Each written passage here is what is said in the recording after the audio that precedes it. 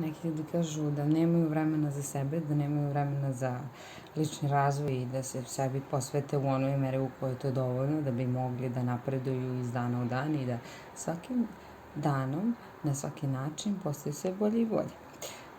To je jedno zanimljivo pitanje. Ok, ne moraš da se trudiš, da odvajaš sat vremena, 2, 3, 5, koliko već, na dnevnom nivou, da radiš na sebi, da unaprediš sebe, da li je to učenje novog jezika, da li je učenje neke nove veštine, kako god.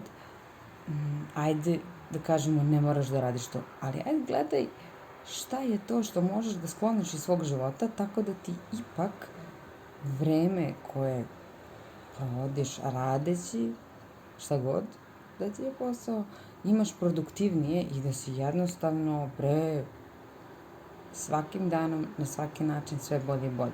Ponekad ne moramo da dodajemo ništa u sistem, možemo samo da sklonimo ono što je višak ili samo ono što nije produktivno. Šta je to što vi radite, a mogli biste da ipak sklonite sa strane?